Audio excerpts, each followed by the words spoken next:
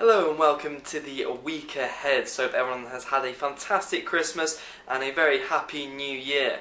So just in terms of things to be looking out for this week, from a Eurozone perspective, it is possible that we are going to see a continuation of some of the trends that we did see towards the end of last week, where I'm sure many of you would have been away from the market.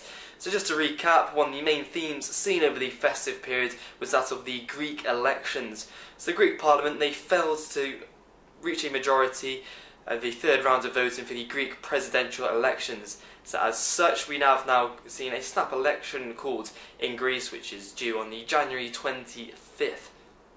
And in terms of expectations for these snap elections, the anti-Euro and far-left Syriza party are expected to be victorious. So as such, this has subsequently triggered fears over a potential Greek exit from the Euro area.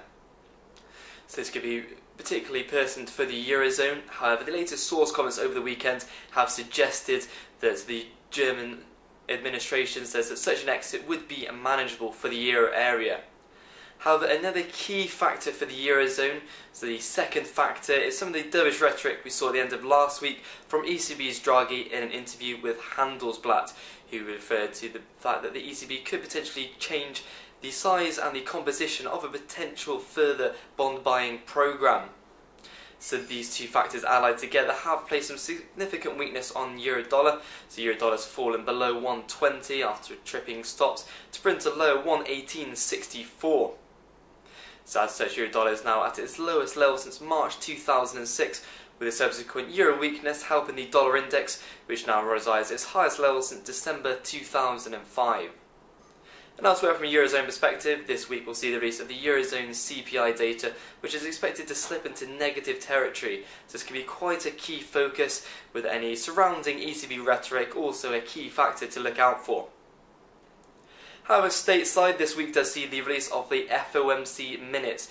However, given that we did have a press conference accompanying the last rate decision, the minutes are very much expected to echo the comments from Fed's Yellen, where she did say that reiterated that the Fed see rates lifting off around mid-2015.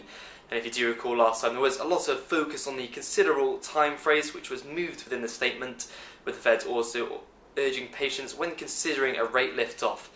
So considering that these comments from the minutes are expected to be largely a reiteration of what was seen in the press conference, so the market reaction may be a bit more limited relative to other previous releases. And elsewhere from a data perspective, the biggie this week from the US will be that of the non-farm payrolls release. So if you do recall last month, we saw that mammoth 321,000 reading, which was the strongest since January 2012. However, this time round, this is expected to come in around 240,000, which is below the previous, although still shows significant strong growth. And one thing to also keep an eye on will be the real wage component. So this was a key focus last time round, which did increase significantly. So therefore could be a focus for the dual mandate of the Fed with regards to unemployment and inflation expectations. So that's all from me, and I hope everyone has a fantastic week.